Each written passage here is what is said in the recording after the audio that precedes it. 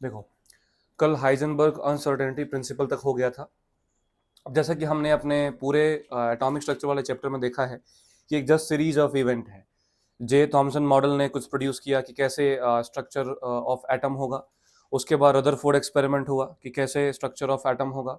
उसके बाद Bohr model आया। बोर मॉडल में बहुत सारे थियरीज हमने सीखे कि उन्होंने हाइड्रोजन एटम के लिए एक्सप्लेन किया, रेडियस कितना होगा, वेलोसिटी कितना होगा, एनर्जी कितना होगा, ये सब कुछ है, जो चीज़ें हैं वो कैलकुलेट हो गया। उसके बाद भी लिमिटेशंस आ गए क्योंकि वन इलेक्ट्रॉन सिस्टम के लिए अप्लीकेबल था, एंगुलर मोमेंटम का कोई जस्टिफिकेशन नहीं था। इन सारी चीज़ों को गलत साबित कर दिया था फिर हाइजेनबर्ग अनसर्टेनिटी प्रिंसिपल ने कि हम कैसे एक साथ मूविंग पार्टिकल की सारी चीज़ें एक्यूरेटली निकाल सकते हैं, संभव ही नहीं है। तो फिर हाइजेनबर्ग से पूछा गया कि आप बताइए, तो उन्होंने बोला कि नहीं, ये तो अनसर्टेन है और इस थियोरी में मॉडिफिकेशंस की आवश्यकता है। तो फिर श्रोडिंगर और हाइजेनबर्ग ने मिलकर एक नया मॉडल दिया, इसका नाम क्या था? Quantum mechanical model. Quantum mechanical model में सबसे पहले जो चीज बोली गई, स्टेटमेंट की बात करूं, कि हम रेडियस, वेलोसिटी, एनर्जी ये कुछ भी नहीं निकाल सकते। हम सिर्फ ये निकाल सकते हैं कि इलेक्ट्रॉन मिलने की प्रोबेबिलिटी कहाँ है और कितनी है। मतलब in this theory the idea of calculating radius, position, velocity, energy etcetera was replaced by finding the probability of an electron in given 3D space, कहाँ मिलेगा और कहाँ नहीं मिलेगा। और इसके लिए इलेक्ट्रॉन का जो नेचर है वो ड्यूअल नेचर लिया गया। कैसा नेचर लिया गया? ड्यूअल नेचर, जो कि प्रूव भी हो चुका था। पार्टिकल नेचर भी होगा और वेव नेचर भी होगा। एनर्जी जो रिलीज होगा किस फॉर्म में होगा? ईएम वेव के फॉर्म में कि मैटर वेव के फॉर्म में? मैटर वेव के फॉर्म में डिस्कस हो चुका था।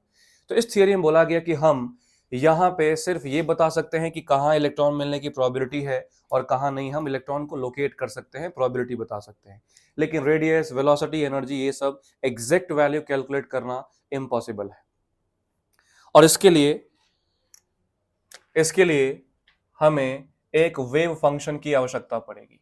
किसकी आवश्यकता पड़ेगी? वेव फंक्शन की, जिसको साई से रिप्रेजेंट करते हैं। तो इस मॉडल में इलेक्ट्रॉन का ड्यूअल नेचर लिया गया, क्वांटाइजेशन ऑफ एनर्जी लिया गया और ये बोला गया हम सिर्फ प्रोबेबिलिटी निकाल सकते हैं, हम ये बाकी चीजें नहीं निकाल सकते। और ये सारी कैलकुलेशंस को करने के लिए, सारे एनालिसिस को करने के लिए हम एक फंक्शन की आवश्यकता पड़ती है। इसको क्या नाम देते हैं? वेव फंक्शन, जिसको हम साई से रिप्रेजेंट करते हैं। ये जो साई होगा वो एटम के अंदर एक ऑर्बिटल को रिप्रेजेंट करता है। ये जो साई है वो एटम के अंदर किसको रिप्रेजेंट करता है? एक ऑर्बिटल को। ऑर्बिटल वो जगह है जहां कौन रहता है? इलेक्ट्रॉन रहते हैं, जहां इलेक्ट्रॉन मिलने की प्रोबेबिलिटी है। तो साई की हर एक वैल्यू एक ऑर्बिटल को रिप्रेजेंट करेगा। तो आप देखते हो कि अगर एटम की बात करो तो एटम कैसा है? स्पेरिकल। तो साई की जो वैल्यू होगी वो भी तीनों एक्सिस में वेरी करेगा। साई की जो वैल्यू होगी वो भी तीनों एक्सिस में वेरी करेगा। आप साई को यहाँ x axis, y axis, z axis में डील कर सकते हो, लेकिन हम सबको पता है कि स्पेरिकल एक्सिस के साथ हमें काम करना है। किसके साथ? Spherical axis. जो एटम है बेटा वो स्पेरिकल है। जो x axis, y axis, z axis आप जानते हो, इनको हम लीनियर एक्सिस बोलते हैं। क्या बोलते हैं? Linear axis. किसी स्पेयर के अंदर लीनियर एक्सिस उतना ज्यादा रिलायबल नहीं रहता है, तो आप देखोगे कहीं कहीं इसको आर थीटा फाई से रिप्रेजेंट करते हैं। आर थीटा फाई को हम स्पेरिकल एक्सिस बोलते हैं। क्या बोलते हैं? Spherical axis. तो कहीं ना कहीं ये जो एनालिसिस होगा वो साई के इर्द गिर्द घूमेगा। तो एक एक करके ढंग से समझते हैं कि इसका बॉटम लाइन क्या था। सबसे पहले पोस्टुलेट हमने क्लियर कर दिया कि हम सिर्फ प्रोबेबिलिटी निकाल सकते हैं। इलेक्ट्रॉन का नेचर ड्यूअल नेचर होगा और इसको एनालिसिस करने के लिए अपने को फंक्शन चाहिए होगा। इसको क्या नाम देंगे? Wave function. साई से हम इसको रिप्रेजेंट करेंगे। अब बात करते हैं साई को लेके कैसे सारी चीजें आगे प्रोसीड करी गई, वो समझते हैं। तो यहां पे बोला कि जो साई वेव फंक्शन है ये कंटिन्यूअस होना चाहिए, इसकी वैल्यू फाइनाइट होती है। अगर एटम के अंदर अगर आप इसका डिस्ट्रीब्यूशन देखना चाहते हो, एनर्जी का डिस्ट्रीब्यूशन देखना चाहते हो कि किसी भी एटम में किस प्रकार से एनर्जी डिस्ट्रीब्यूट होता है, तो उन्होंने इस साई को रिलेट करते हुए इक्वेशन दिया था, H psi is equal to E psi. H को यहाँ पे हैमिल्टन ऑपरेटर बोला जाता है। क्या बोला जाता है? Hamilton operator. मोर ओवर अगर इसको मैं अच्छे से डिटेल में बताऊं तो यहां हम बोल सकते हैं d two psi upon d x square plus d two psi upon d y square plus d two psi upon d z square. मतलब जो साई का वेरिएशन होगा तीनों एक्सिस में वो plus 8 pi square m upon H square E into E minus V into psi equal to 0 होगा। ये एक, इसी इक्वेशन को जब मैं ओपन करूंगा तो ये इसका डिटेल्ड इक्वेशन है, जिसको हम श्रोडिंगर इक्वेशन बोलते हैं। क्या बोलते हैं? Schrodinger equation for energy distribution. यहाँ पे मैं क्लियर कर दूं, ये जो कैपिटल ई है ये टोटल एनर्जी है, जो वी है वो पोटेंशियल एनर्जी है। तो एनर्जी का किस तरीके से डिस्ट्रीब्यूशन होगा वो श्रोडिंगर ने कुछ इस इक्वेशन से बताया था। इस इक्वेशन को हमें उतना ज्यादा एनालाइज नहीं करना है, सिर्फ क्योंकि मैं model quantum mechanical model explain कर रहा हूं तो क्या क्या बातें बोली गई मैं समझा रहा हूं। तो पॉस्टुलेट्स में बोला गया कि एनर्जी डिस्ट्रीब्यूशन को आप कुछ इस इक्वेशन से एनालाइज कर सकते हो, लेकिन हमें काम करना है इस क्वांटम मैकेनिकल मॉडल के कंक्लूजन्स पे, इसके डेरिवेशन पे काम नहीं करना है, हमें किस पे काम करना है, कंक्लूजन्स पे। तो हम क्वांटम मैकेनिकल मॉडल के सीधे कंक्लूजन पे चलते हैं। ये तो पॉस्टुलेट्स की बात हो गई, ये इक्वेशन आपको एनसीईआरटी में गिवन है इसलिए मैंने आपको इसको समझा दिया। इस इक्वेशन का सिर्फ काम आपको ये बताना है कि एनर्जी का डिस्ट्रीब्यूशन कैसे होता है। तो पॉस्टुलेट्स क्लियर हो गया, हम रेडियस, वेलोसिटी, एनर्जी कुछ नहीं निकालेंगे, सिर्फ हम निकालेंगे इलेक्ट्रॉन मिलने की संभावना कहाँ है और कितने % है। दूसरा, इस चीज को समझने के लिए हमें इलेक्ट्रॉन का ड्यूअल नेचर लेना पड़ेगा और इस पूरे नेचर को एनालाइज करने के लिए हम एक फंक्शन की आवश्यकता है, इसको क्या नाम देंगे, वेव फंक्शन, जिसको साई से रिप्रेजेंट करेंगे। ये जो साई है वो स्पेरिकल एक्सिस के साथ आप लिख सकते हो r, थीटा और फाई। साई की मदद से हम ये बता सकते हैं कि एटम के अंदर जो ओवरऑल एनर्जी का डिस्ट्रीब्यूशन है वो किस तरीके से होता है। तो तीनों एक्सिस में, एक्स वाई जेड तीनों एक्सिस में जो एनर्जी का नेट डिस्ट्रीब्यूशन है वो कुछ इस इक्वेशन से बताया जा सकता है। जस्ट ये इक्वेशन हमें बस देखने के लिए, इसका कोई भी कंक्लूजन हमें नहीं रखना है। अब इस मॉडल के सीधे कंक्लूजन पर चलते हैं कि इस मॉडल ने क्या कंक्लूड करा। सबसे पहला कंक्लूजन, इन्होंने बोला कि जो एनर्जी होगा एटम के अंदर वो क्वांटाइज्ड होता है। क्या होता है बेटा, एनर्जी क्वांटाइज्ड होता है। मतलब एटम के अंदर जो एनर्जी इंक्रीज होगा वो एक इंटीग्रल मल्टीपल्स में इंक्रीज होगा।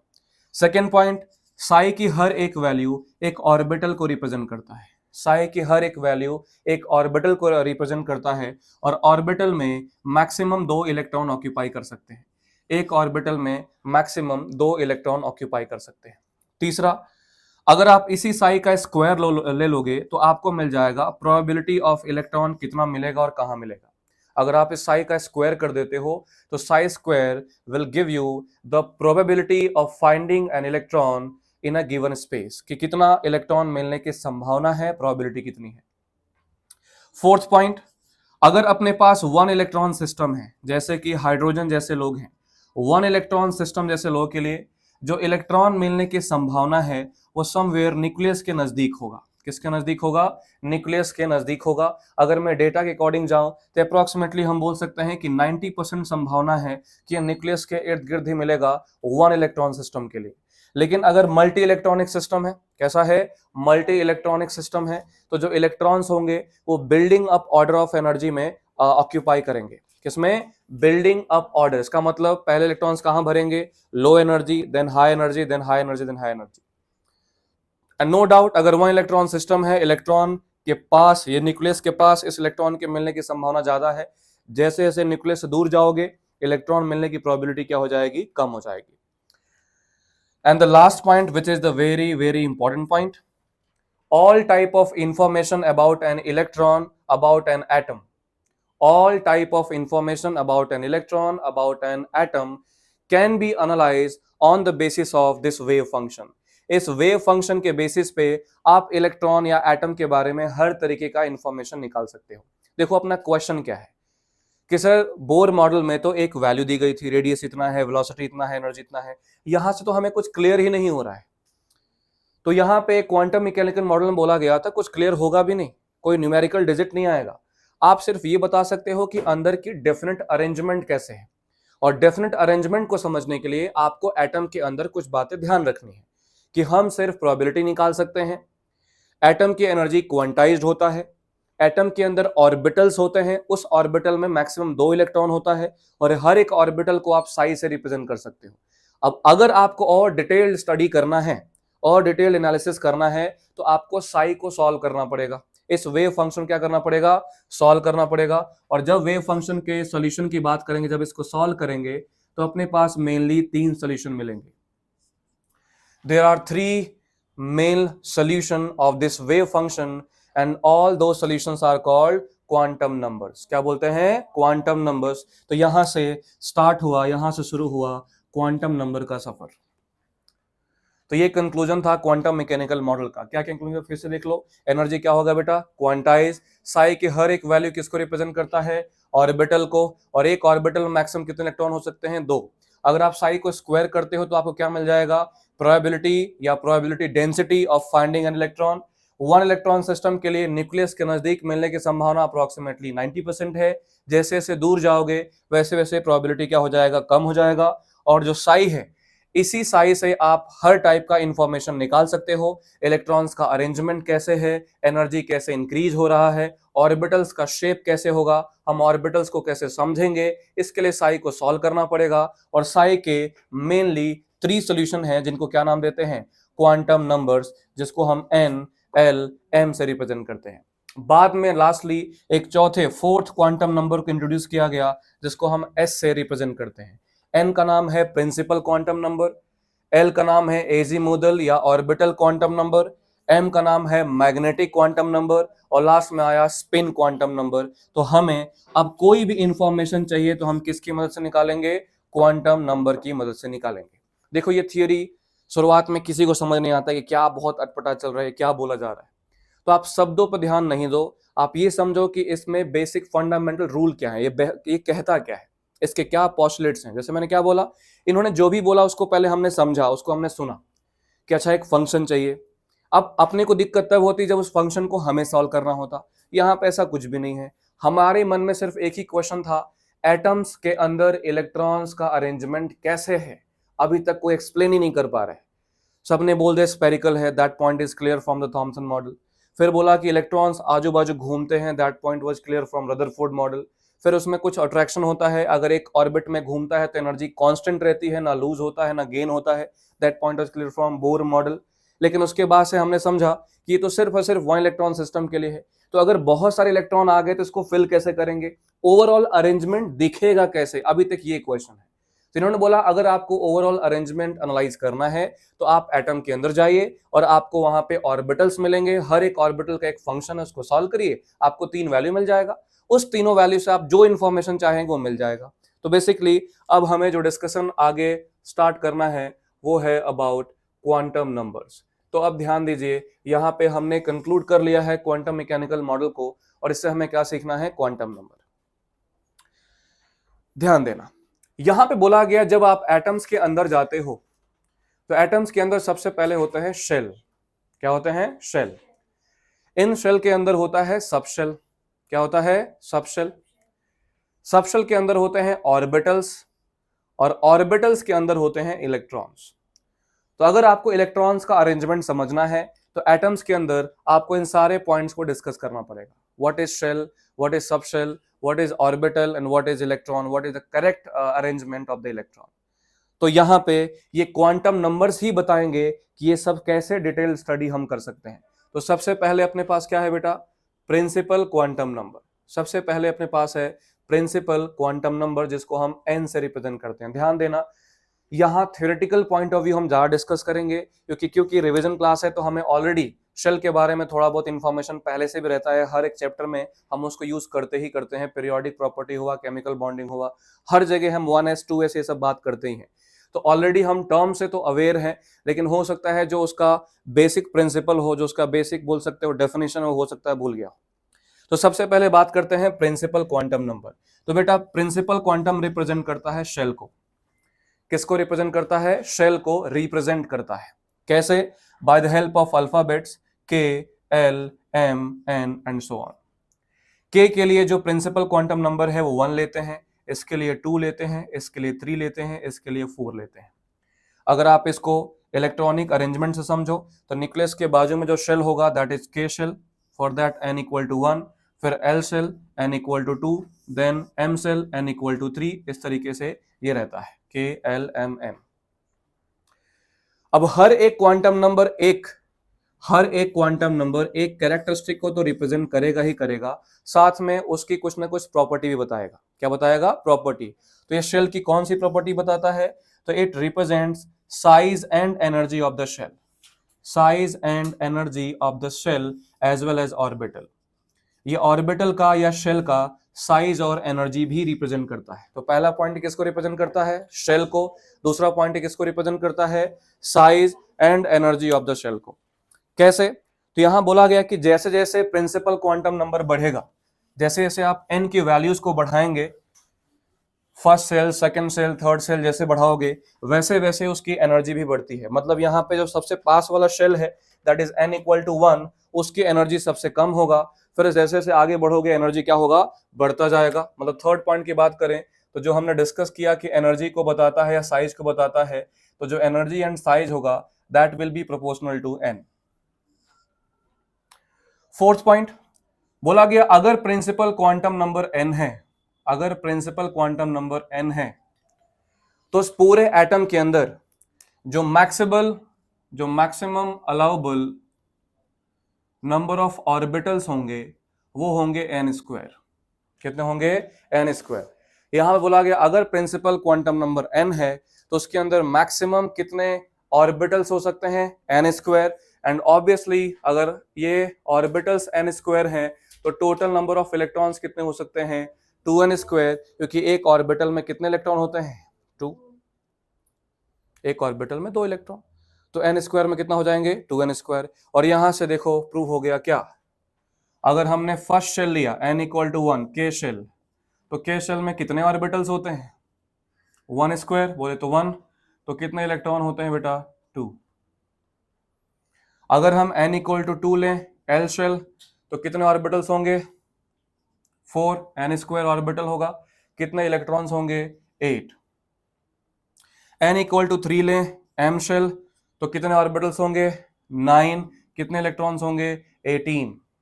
अगर हम n इक्वल टू 4 लें n शेल, तो कितने ऑर्बिटल्स होंगे, 16, तो कितना हो जाएगा, 32।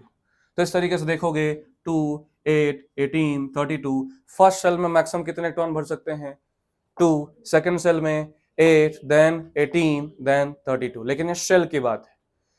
अब ये जो शेल है वो फर्दर किस में डिवाइडेड है बेटा, सब शेल्स में। तो मतलब ये जो 2 इलेक्ट्रॉन दिख रहा है वो कितने सब शेल्स में डिवाइडेड है, जो 8 इलेक्ट्रॉन दिख रहा है वो कितने सब शेल्स में डिवाइडेड है, and then subshells further कितने ऑर्बिटल्स में डिवाइडेड है, ये हमें समझना है। लेकिन एक ही करके चलोगे तो ये पूरा पूरा क्लियर दिखेगा।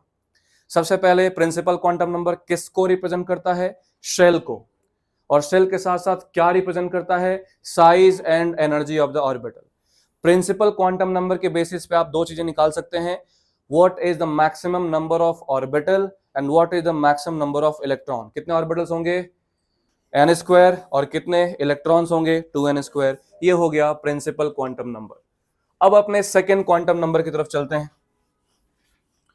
सेकेंड क्वांटम नंबर है एजीमुथल क्वांटम नंबर। जो अपना सेकेंड क्वांटम नंबर है वो है एजीमुथल क्वांटम नंबर, जिसको L से रिप्रेजेंट करते हैं। Azimuthal quantum number, subsidiary quantum number, या इसको ऑर्बिटल एंगुलर मोमेंटम भी बोलते हैं। क्या बोलते हैं, बोलो, ऑर्बिटल एंगुलर मोमेंटम।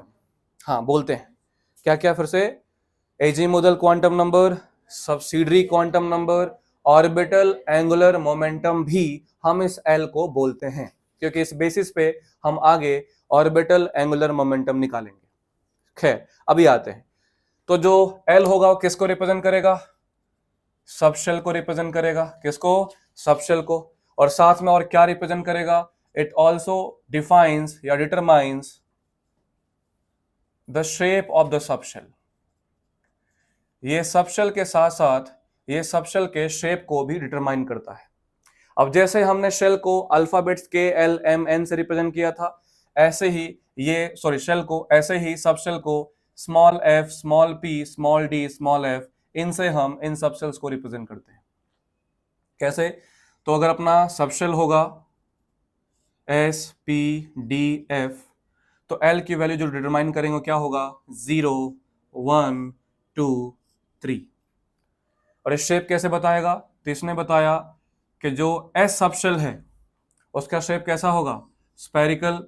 जो पी सबशेल है कैसा होगा, डम्बल। जो डी सबशेल है कैसा होगा, डबल डम्बल। और एफ सबशेल यहाँ पे कॉम्प्लेक्स स्टेट में रहता है, जो इसको हमने फ्लावर शेप, डिफ्यूज शेप या कॉम्प्लेक्स शेप नाम दिया था, जिसको हम अभी डिस्कस यहाँ नहीं कर सकते। तो एजीमुथल क्वांटम नंबर ने सबशेल को रिप्रेजेंट किया bye the help of alphabet S P D F. उसके लिए परफेक्ट एक डिजिट्स हैं। एस के लिए क्या पुट करोगे, एल की value 0, 1, 2, 3, S P D F के लिए, और साथ में उसका शेप भी बता दिया।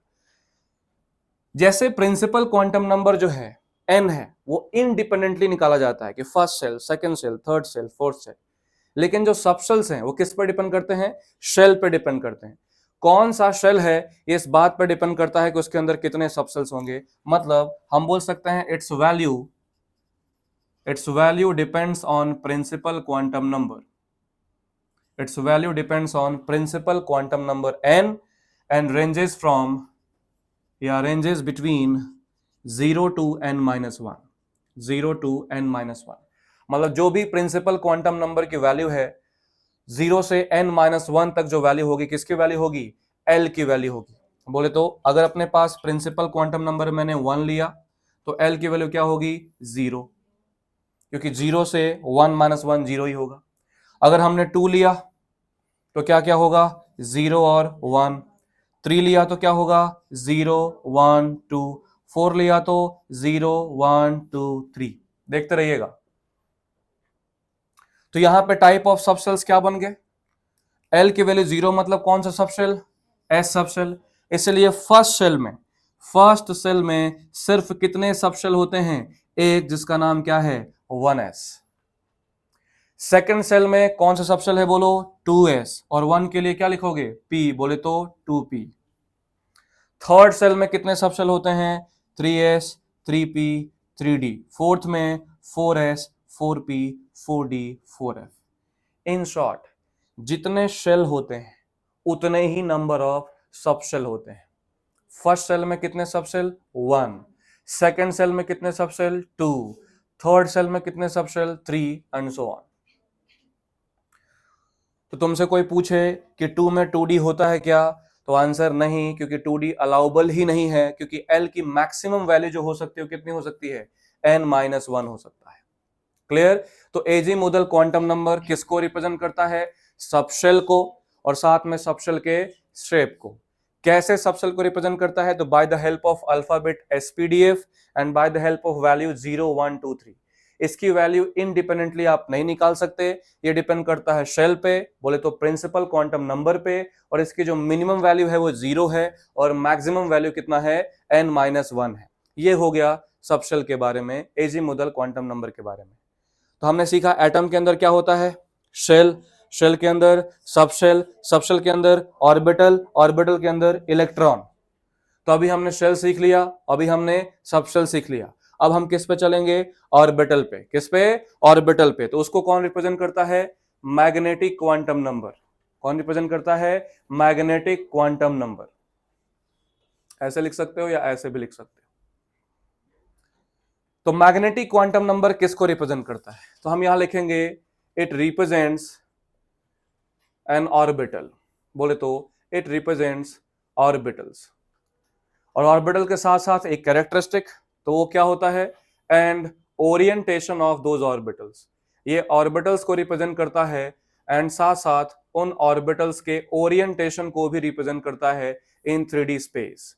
ओरिएंटेशन से मेरा मतलब है x axis, y axis, z axis में कौन सा ऑर्बिटल कौन सा एक्सिस में है, ये कौन बताता है? Magnetic quantum number. कैसे? तो m की हर एक वैल्यू का मतलब एक ऑर्बिटल होता है। Each value of m represent an orbital. अगर m की वैल्यू 0 आया मतलब 1 ऑर्बिटल, ऐसा नहीं कि 0 ऑर्बिटल। m की वैल्यू 1 आई तो 1 ऑर्बिटल, 0 और 1 आया मतलब 2 ऑर्बिटल, 0 1 2 आया तो 3 ऑर्बिटल। ऐसे बोल रहा हूं। यहां पे हम लिख सकते हैं each value of m represent an orbital. हर एक वैल्यू m की एक ऑर्बिटल को रिप्रेजेंट करता है, और ये भी इंडिपेंडेंटली नहीं निकलता है। जैसे सबशेल किससे निकलता है? शेल से। ऐसे ही मैग्नेटिक क्वांटम नंबर किससे निकलेगा? सबशेल से। बोले तो एजी मोडल क्वांटम नंबर पे डिपेंड करेगा। तो हम क्या लिखते हैं? Its value depends on AG model quantum number L, और कहां से कहां तक हो सकता है? And ranges between -L to +L, -L to +L। अगर -L से +L जाएगा तो टोटल वैल्यू कितना हो जाएगा? टोटल वैल्यू ऑफ m, तो टोटल वैल्यू ऑफ जो m हो सकता है कितना हो सकता है? 2l + 1। कितना हो सकता है? 2l + 1। क्योंकि नंबर सिस्टम पढ़े ही हो, अगर -2 से +2 में जाते हो 4 वैल्यू नहीं 5 वैल्यूज होते हैं, क्योंकि बीच में क्या आता है 0। तो -2 से +2 जाओगे टोटल 5 वैल्यू होगा, मतलब 2 × 2 + 1 करना पड़ेगा। तो जो मैग्नेटिक क्वांटम नंबर है वो क्या रिप्रेजेंट करता है, ऑर्बिटल और उसका ओरिएंटेशन। साथ मैंने क्या समझाया, वो हर एक m की वैल्यू एक ऑर्बिटल को रिप्रेजेंट करता है। ये कहां से निकलेगा, तो इसकी वैल्यू l पे डिपेंड करता है, एजीमुथल क्वांटम नंबर पे डिपेंड करता है, और -l से +l तक हो सकता है, और टोटल वैल्यू 2l + 1। तो तुमसे कोई पूछे अगर मैग्नेटिक क्वांटम नंबर m है और एजीमुथल क्वांटम नंबर l है, तो मैक्सिमम नंबर ऑफ इलेक्ट्रॉन्स कितने हो सकते हैं, 2l + 1, 2 × 2l + 1, 4 × 2l + 1, या 2l + 1 का होल स्क्वायर। तो ऑब्वियसली ये किसकी वैल्यू है बेटा, m की। m की वैल्यू मतलब किसकी वैल्यू है, ऑर्बिटल्स की, क्योंकि हर एक वैल्यू ऑफ m किसको रिप्रेजेंट करता है, ऑर्बिटल को। m का मैक्सिमम वैल्यू कितना हो सकता है, 2l + 1, टोटल वैल्यू 2l + 1। तो ऑर्बिटल्स भी टोटल कितने हो सकते हैं, 2l + 1। तो बताओ इलेक्ट्रॉन्स कितने हो सकते हैं, 2 × 2l + 1। तो ऑर्बिटल्स का नंबर आप l के बेसिस पे भी निकाल सकते हो और n के बेसिस पे भी। n के बेसिस पे ऑर्बिटल्स का नंबर n², इधर कितना है 2l + 1। इलेक्ट्रॉन्स का नंबर n के बेसिस पे 2n², और यहां कितना हो गया 2 × 2l + 1। क्लियर। तो यहां पे कैसे हम निकालेंगे, तो मान लो अपना शेल है, इधर सब शेल है, और यहां से क्लियर हो जाएगा कि कितने ऑर्बिटल्स आपके सामने आ रहे हैं और उसमें कितने इलेक्ट्रॉन्स डाल सकते हो। तो अगर हमने फर्स्ट शेल लिया तो L की वैल्यू क्या होगी बेटा, 0, अभी पढ़ा होगा ना। तो M की वैल्यू क्या होगी, M की वैल्यू -L से लेकर कहां तक होता है, +L तक।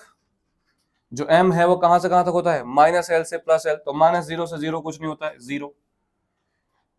तो M की यहां कितनी वैल्यू आई, 1, मतलब ऑर्बिटल्स भी कितने होंगे, 1। यहां पे एक ऑर्बिटल आया, और एक ऑर्बिटल मतलब कितने इलेक्ट्रॉन, 2 इलेक्ट्रॉन।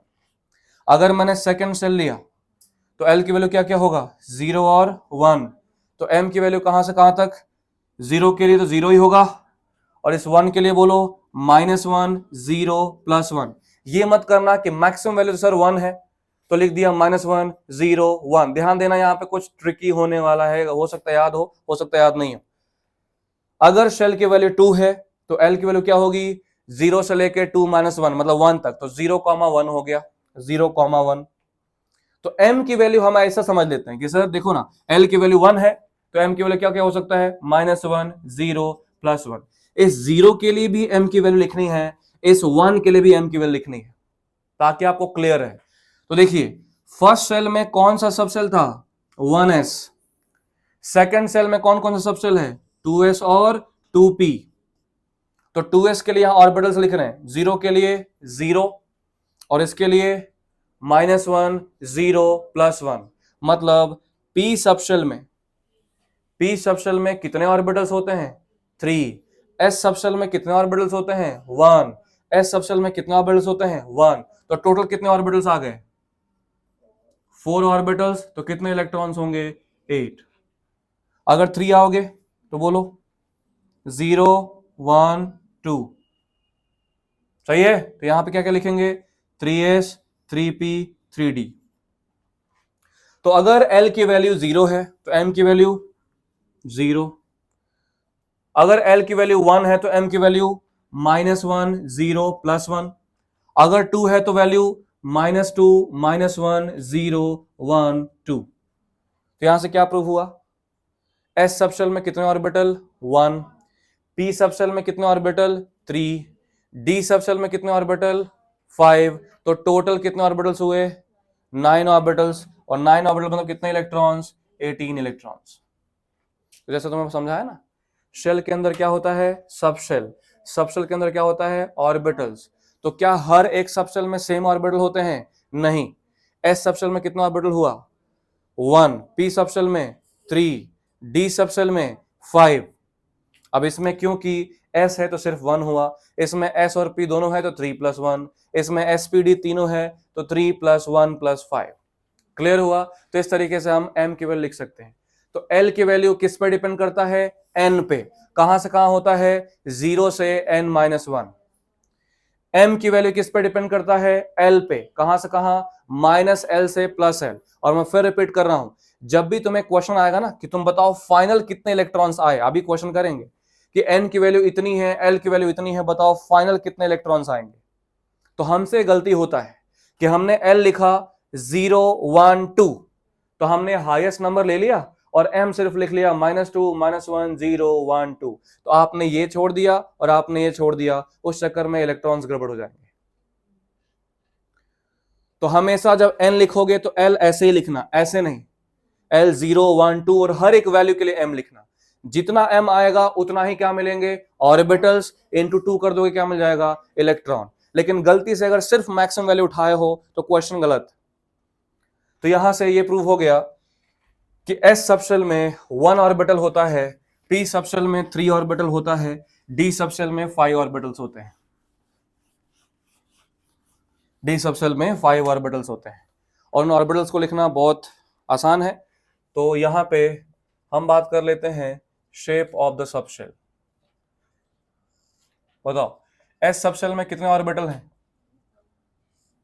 एक ही ऑर्बिटल है और वो कैसा होता है? स्फेरिकल। कैसा होता है? स्फेरिकल। तो आप x axis, y axis and z axis में अगर s ऑर्बिटल बनाओगे, ये तीनों एक्सिस में सेम दिखेगा। Second, p subshell.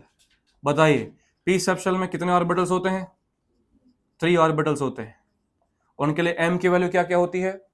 -1, 0, +1। और इन तीनों ऑर्बिटल्स का नाम है px, py, pz। और एक ऑर्बिटल में कितने इलेक्ट्रॉन? 2। तो टोटल इलेक्ट्रॉन कितने भर सकते हो? 6 भर सकते हो।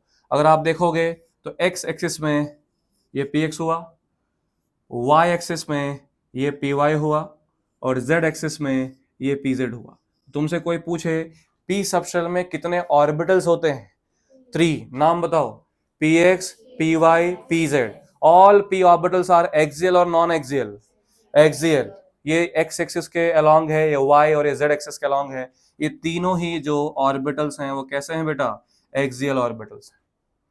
सिमिलरली अगर मैं d सबशेल की बात करूं तो d सबशेल कैसा दिखता है? Double dumbbell. कैसा दिखता है? Double dumbbell. कितने ऑर्बिटल्स है बेटा इसमें? 5 ऑर्बिटल्स हैं। कितने ऑर्बिटल्स हैं? 5। और कितने इलेक्ट्रॉन भर सकते हो टोटल? 10। और 5 ऑर्बिटल जो आपके सामने आएंगे d सबशेल में, उनका नाम किस प्रकार से होता है? dxy, dyz, dzx, dx square y square, dz square. जिसमें से ये dxy, dyz, dzx जो हैं ये सभी के सभी नॉन एक्सियल हैं और ये जो दोनों बचे हैं वो कैसे हैं? एक्सियल है। 5 में से 2 ऑर्बिटल एक्सियल है, 3 ऑर्बिटल्स नॉन एक्सियल। कैसे? तो अगर कोई भी एक बनाओ dxy जैसे बनाओ तो dxy x और y एक्सिस के बीच में होगा, ऐसा होगा डबल डंबल x और y के बीच में। बताओ ये एक्सियल है कि नॉन एक्सियल? Non axial. और इसमें क्वेश्चन आया था electron probability will be at 45 degree from each axis. तो अब इसलिए दोनों के बीच में है तो ये कितना होगा? 45 डिग्री। वो परफेक्ट स्टेटमेंट है। dyz बनाओगे तो किसके अलोंग होगा बेटा? y और z एक्सिस के अलोंग होगा, मतलब इनके बीच में होगा, नॉट अलोंग होगा, क्योंकि ये नॉन एक्सियल है। तो ये dyz इनके बीच में होगा। यहां भी electron probability 45 degree of the axis होगा। अगर आप dzx बनाते हैं तो ये z एक्सिस और x एक्सिस के बीच में होगा, डबल डंबल शेप कुछ इस प्रकार से आएगा। तो आप देख सकते हो तीनों जो ऑर्बिटल्स हैं d ऑर्बिटल्स वो एक्सियल नहीं है, वो कैसे हैं? Non axial. और वहीं पे अगर dx स्क्वायर y स्क्वायर बनाते हैं तो ये बेटा x एक्सिस और y एक्सिस के अलोंग बनेगा डबल डंबल। और dz स्क्वायर जो बनाते हैं वो परफेक्ट डबल डंबल तो नहीं होता है, जैसे z एक्सिस है वो कुछ इस प्रकार से कोनिकल शेप को फॉलो करता है। किसको? कोनिकल शेप को। ये ऐसे करके ऊपर जाएगा, फिर ऐसे स्पेरिकल करके नीचे जाएगा। तो ये पांचों डी ऑर्बिटल्स के शेप हैं। तो फटाफट से बता दो शेल के अंदर क्या होता है? सबशेल। सबशेल के अंदर ऑर्बिटल, ऑर्बिटल के अंदर इलेक्ट्रॉन। शेल को कौन सा क्वांटम नंबर रिप्रेजेंट करता है? n। कौन सा? n, principal quantum number. और साथ साथ और क्या बताता है? Size and energy of the orbital. Subshell कौन रिप्रेजेंट करता है? L, by the help of alphabets S, P, D, F along with the values 0, 1, 2। ध्यान रहे S सबशेल के लिए L क्या होता है? 0। n कभी जीरो नहीं हो सकता क्योंकि वो क्वांटिटी बता रहा है, एनर्जी बता रहा है, बट l सिर्फ एक स्पेरिकल बता रहा है, स्पेरिकल ही प्रेडिक्ट करता है कि हम जीरो लिख सकते हैं। l की वैल्यू किस पर डिपेंड करता है? n पे। क्या क्या हो सकता है? 0 से लेके n-1 तक। ऑर्बिटल्स को कौन रिप्रेजेंट करता है? m, magnetic quantum number m, और साथ में और क्या बताता है? ओरिएंटेशन। क्या बताता है? ओरिएंटेशन, x एक्सिस में होगा कि y एक्सिस में होगा। और इसके साथ साथ हर एक m की वैल्यू एक ऑर्बिटल को रिप्रेजेंट करता है। m की वैल्यू किस पर डिपेंड करता है? l पे। कहां से कहां हो सकता है? -l से +l, तो टोटल वैल्यू कितना हो गया? 2l + 1। तो ऑर्बिटल्स भी कितने हो गए? 2l + 1। तो इलेक्ट्रॉन्स कितने हो गए? 2 × 2l + 1। समझ गए? बस ये हो गया क्या होता है तीनों क्वांटम नंबर। और तीनों क्वांटम नंबर के बेसिस पे हमने सीख लिया कि कैसे कैसे हम इलेक्ट्रॉन्स निकाल सकते हैं, कितने नंबर ऑफ इलेक्ट्रॉन्स होंगे, एंड साथ के साथ ये शेप ऑफ ऑर्बिटल आ गया। तो यहां से अगर मैं आपसे समरी पूछूं, फर्स्ट शेल में कितने सबसेल होते हैं? फर्स्ट शेल में कितने सबसेल होते हैं? एक। नाम क्या है? 1s। कितने ऑर्बिटल होते हैं? 1। सेकेंड सेल में कितने सबसेल होते हैं? दो। कौन कौन सा? 2s और 2p। इसमें कितने ऑर्बिटल? 1। इसमें कितने? 3। थर्ड सेल में कितने सबसेल होते हैं? 3। कौन कौन से? 3s, 3p, 3d। तो मतलब ये जो तुम 3s लिख रहे हो, ये 3 किसको रिप्रेजेंट करता है? प्रिंसिपल क्वांटम नंबर को। और ये किसको रिप्रेजेंट करता है? एजीमुथल क्वांटम नंबर को। यहां n की वैल्यू क्या होगी? 3। और s है तो l की वैल्यू क्या होगी? 0। अगर मैं बोलूं 4d, तो n की वैल्यू क्या होगी? 4। और d है तो l की वैल्यू क्या होगी? 2, क्योंकि s p d f, तो l की वैल्यू 0 1 2 3। अगर मैं बोलूं 5f है तो n की वैल्यू क्या होगी? 5। l की वैल्यू क्या होगी? 3। समझ गए? तो ये बेसिक क्वेश्चंस आते हैं कि n + l, n-l अगर निकालना हो तो किस तरीके से निकाल सकते हो। तो यहां तीनों क्वांटम नंबर हमने सीख लिया। प्रिंसिपल क्वांटम नंबर बताता है शेल को, एजीमुथल क्वांटम नंबर बताता है सबशेल को, और मैग्नेटिक क्वांटम नंबर बताता है ऑर्बिटल को।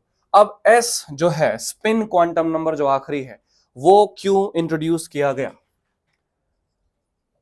तो मैं आपको बताऊं, जब एक्सपेरिमेंट्स हुए तो जो एक ऑर्बिटल में 2 इलेक्ट्रॉन्स हैं, 2 इलेक्ट्रॉन्स इन ईच ऑर्बिटल, उन दोनों का जो डिफ्लेक्शन पैटर्न था मैग्नेटिक फील्ड में, वो टोटली डिफरेंट था।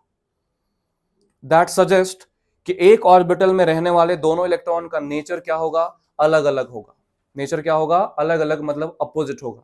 तो यहां पे ये सजेस्ट किया गया कि जो स्पिन क्वांटम नंबर है वो बेसिकली रिप्रेजेंट क्या करता है? वो रिप्रेजेंट करता है कि जो एक ऑर्बिटल में 2 इलेक्ट्रॉन हैं, दोनों का जो स्पिनिंग एक्सिस होगा, जो स्पिनिंग पैटर्न होगा, अपने एक्सिस के अलोंग क्या होगा? अलग अलग होगा।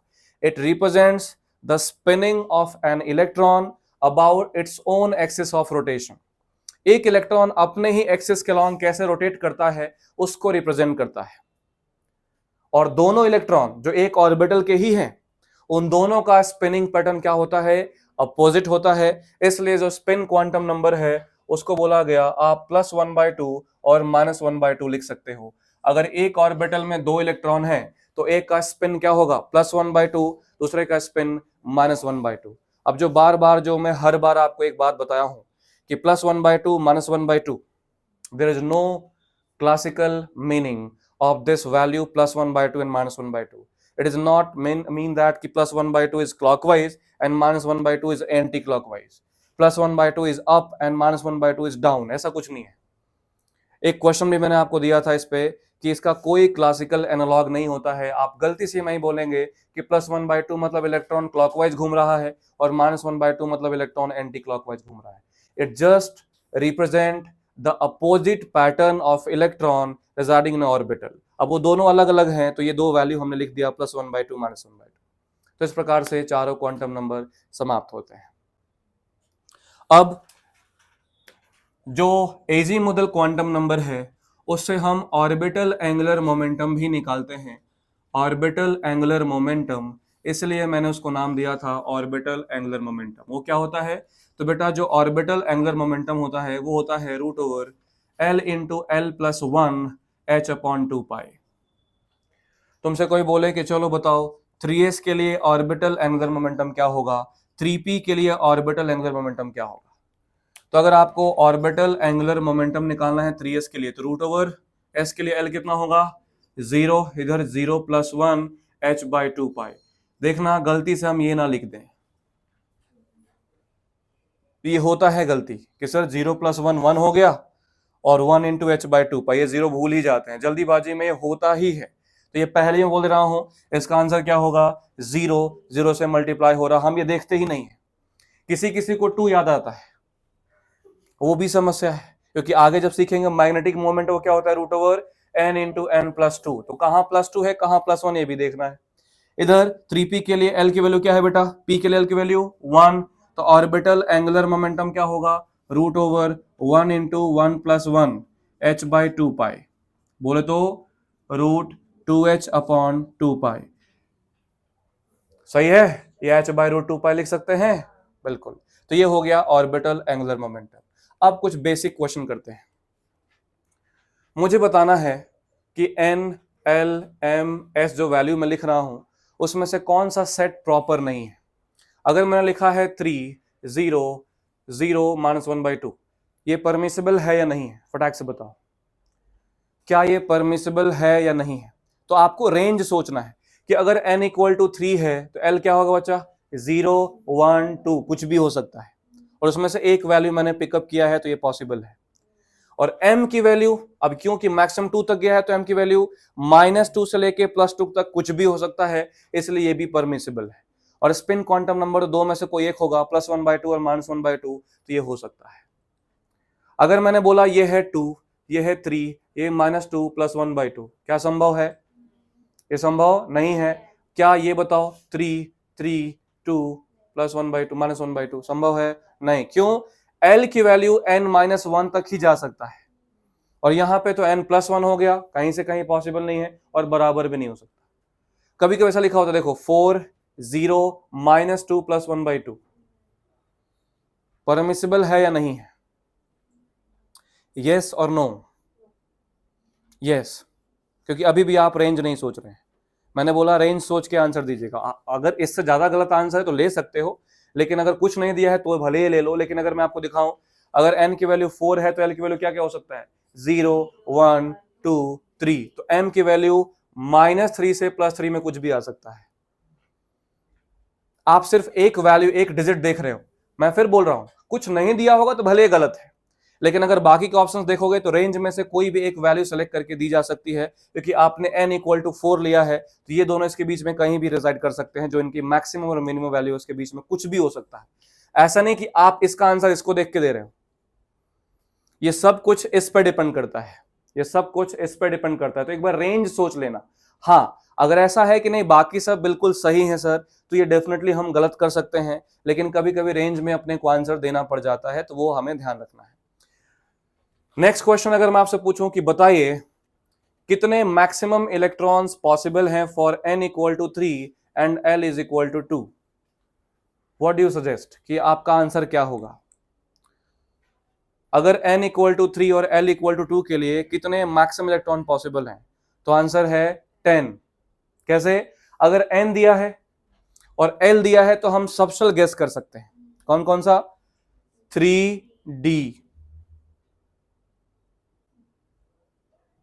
हाँ या ना 3D, और कोई भी D की वैल्यू हो, कितने ऑर्बिटल होते हैं D में 5, अगर 5 ऑर्बिटल होंगे तो इलेक्ट्रॉन कितने होंगे 10 इलेक्ट्रॉन। क्लियर। नेक्स्ट क्वेश्चन अगर मैं बोलूं आपसे n = 4 है और m = -1 है, बताओ मैक्सिमम इलेक्ट्रॉन कितने पॉसिबल हैं। अब इस क्वेश्चन में डायरेक्ट आंसर नहीं दे सकते, डायरेक्ट दोगे गलत हो जाएगा, तुरंत गलत होगा। तुम खुद सोचो, मैंने यहां पे शेल फिक्स किया है, सबशेल फिक्स नहीं किया है।